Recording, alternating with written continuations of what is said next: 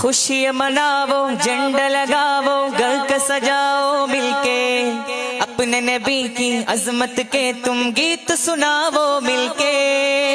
चरागा ही चरागा हो, खुशी के शादियाने हो, मेरे आका की आमद है, सदाए मरहबा की हो। वाली मक्का वाली तोयबा और दुनिया के वाली, वाली मक्का वाली तोयबा और दुनिया के वाली, आमीन नबी के घर आए महकी डाली डाली, हर जानब धूम मची है, हर जानब धूम मची है, आमीन नबी के प्यारे, आमीन नबी के प्यारे का जश्न मनाओ मिलके मिलके, आमीन नबी के प्यारे का जश्न मनाओ मिलके, आमीन नबी के प्यारे का जश्न मनाओ मिलके मिलके, आमीन नबी के प्यारे का जश्न मनाओ मिलके। सरकार की आमद मरहबा, दिलदार की आमद मरहबा, हुजूर की आमद मरहबा, नूर की आमद आका की आमद, दाता की आमद, सच्चे की आमद मरहबा मरहबा मरहबा। തീരാ മഴയായി തീയും കടലായി ലോകം പുണരാൻ നബിയോരണവായി, തോരാഫുവിൽ കരുണാഗമനം റഹ്മാനഹദിൻ റഹ്മത്തണവായി, പാരിൽ ഓരോ കോണും വന്ന് സ്തുതി പാടി, പാരിൻ നായക രാജകീയ വരവായി. ഈ റജബ് മാസം പറഞ്ഞാൽ ഒരു സാധാ മാസമല്ല, വലിയ ബഹുമാനമുള്ള മാസമാണ്. റജബ് എന്ന് പറഞ്ഞാൽ തന്നെ മുഅല്ലം, ആദരിക്കപ്പെടുന്നത് എന്നാണ്. ആ റജബ് മാസത്തിലാണ് അമ്പിയാക്കളെല്ലാം വന്ന് നബി സല്ലല്ലാഹു അലൈഹി വസല്ലമയുടെ നേതൃത്വത്തെ അംഗീകരിച്ച് നബി തങ്ങളുടെ പിന്നിൽ നിന്നുകൊണ്ട് മസ്ജിദുൽ അഖ്സയിൽ വെച്ച് നിസ്കാരം നിർവഹിച്ചത് റജബ് മാസത്തിലാണ്. റജബ് 27-ാം രാവാണ്. ആ അമ്പിയാക്കളോട് നബി സല്ലല്ലാഹു അലൈഹി വസല്ലം അവിടെ വെച്ച് അതേ ഇൽമിന്റെ സഹായം ചോദിച്ചതായി നമുക്ക് കാണാൻ കഴിയും. വസ്അൽ മൻ അർസൽനാ മിൻ ഖബ്ലിക മിർ റുസുലിനാ അജഅൽനാ മിൻ ദൂനിർ റഹ്മാനി ആലിഹത്തൻ യഅ്ബദൂൻ എന്ന ആയത്ത് അതാണ് പഠിപ്പിക്കുന്നത്.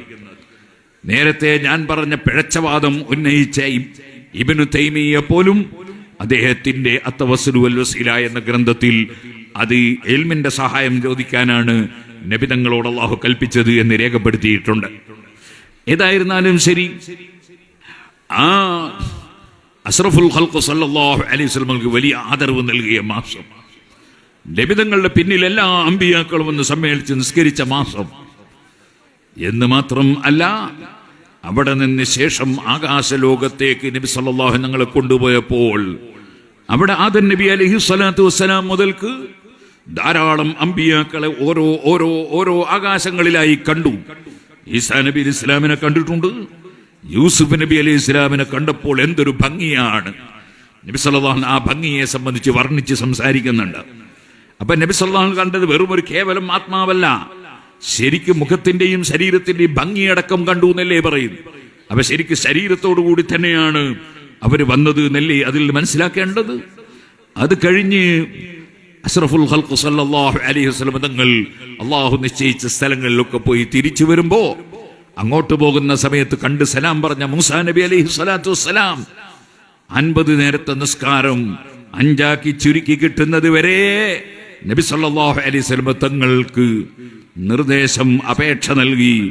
അങ്ങനെ ഖിയാമത്ത് നാൾ വരെയുള്ള മുസ്ലിമീങ്ങൾക്ക് വലിയ ഒരു ഭാരം ഒഴിവാക്കി 5 നേരത്തെ നിസ്കാരം കൊണ്ട് 50ന്റെ പ്രതിഫലം ലഭിക്കുന്ന വിധം ആ വലിയ സഹായം നൽകിയിട്ടുള്ള നേതാവാണ് കലീമുല്ലാഹി മൂസാ അലൈഹി സ്വലാത്തു വസ്സലാം.